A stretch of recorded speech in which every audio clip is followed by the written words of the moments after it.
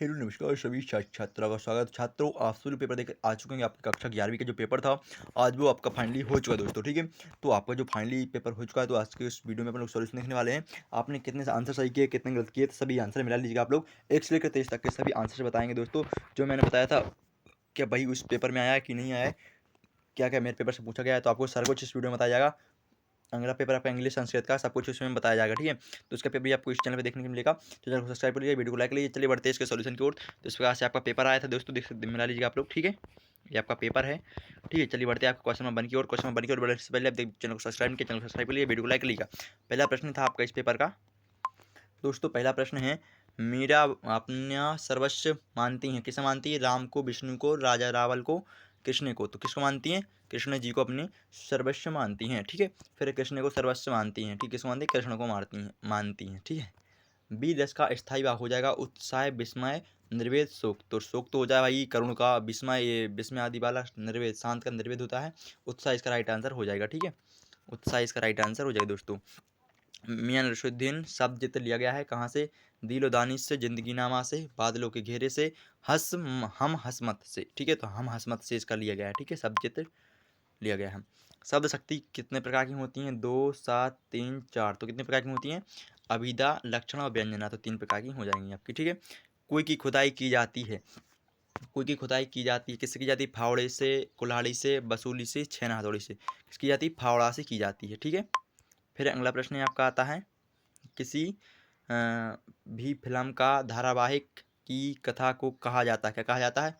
पटकथा, लोक कथा, नई कथा एवं चित्रकथा। तो क्या कहा जाता है इसको बताना है आपको। यहाँ पे कहा जाता है पटकथा कहा जाता है। क्या कहा है? पटकथा कहा जाता है दोस्तों। चलिए बढ़ते आगे दोस्तों। नेक्स्ट प्रश्न आपका आता है, खाली स्थान आ जाएंगे। फिर कबीर धारा के कवि हैं, कवि किस धारा के कवि हैं? तो कवि हो जाएंगे निर्गुण धारा के कवि हैं। किसके? निर्गुण धारा के कवि हो जाएंगे दोस्तों, ठीक है।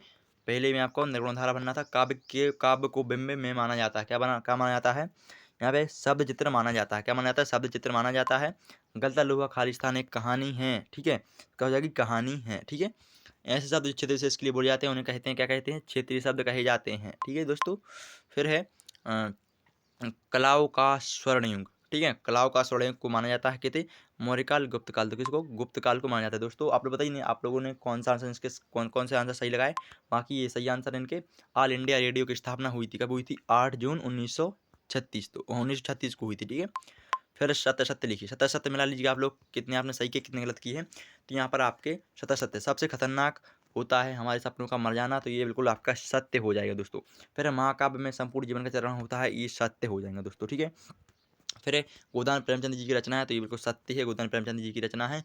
संक्षेपण का अर्थ विस्तार होता है, ये आपका असत्य हो जाएगा, ठीक है। फिर आलू अंधारी मूलतः पंजाबी में लिखी नहीं, ये असत्य हो जाएगा, ये बंगाली में लिखी है, ठीक है। डाई नितांत अतरंग रचना है, ये आपका सत्य है।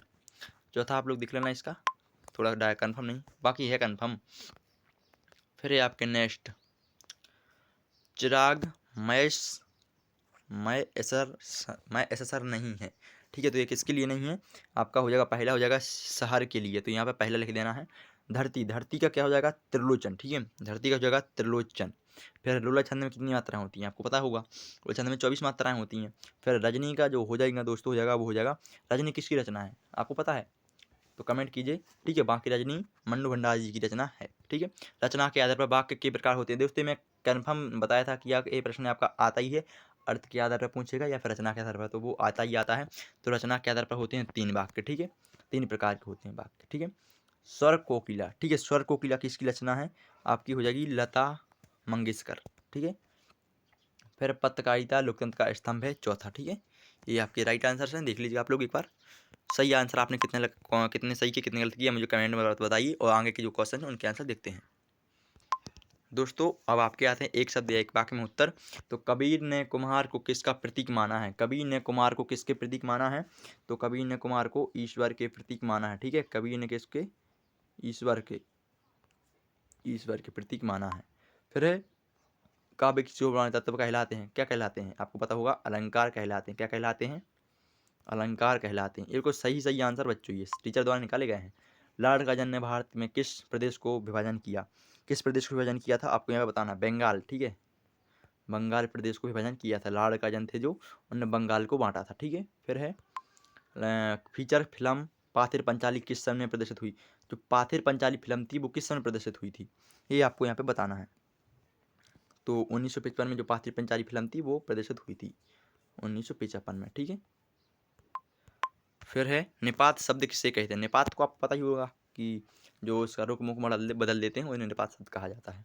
धरातल पर बहने वाले पानी को कहते हैं, क्या कहते हैं। धरातल मतलब धरती पर बहने वाले पानी को क्या कहते हैं, धरातलीय पानी, ठीक है। या फिर सतह कुछ, हाँ धरातलीय पानी कहते हैं। दोनों कुछ, दोनों में से एक सही था, दोनों में से कोई एक लिख देता तो दोनों सही थे वो, मतलब एक कोई लिखना था आपको, ठीक है।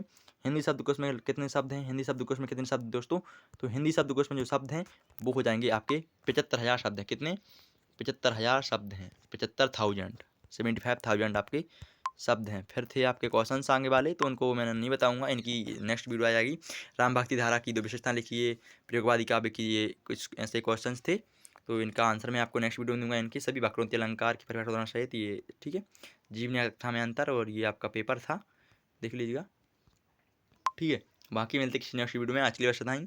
अभी तक आप लोग उस वीडियो को लाइक नहीं किया तो आपको इंग्लिश का पेपर इस चैनल पर देखने मिल जाएगा। नेक्स्ट वीडियो इंग्लिश की जल्दी गई है, जाकर इंग्लिश का पेपर देख लीजिए। नहीं आई है तो वेट कीजिएगा थोड़ा, इंग्लिश पे अच्छा एकदम तैयारी करवा देंगे अपन लोग, ठीक है। तो बस संस्कृत का भी आप लोग को जल्दी से देखने के लिए मिल जाएगा इस चैनल पर, ठीक है। कक्षा 9 वाले भी इस वीडियो को तैयारी कर लीजिएगा, पहले से डले हैं। मिलते हैं नेक्स्ट वीडियो में। आज की बस नहीं, थैंक्स फॉर वॉचिंग, बाय।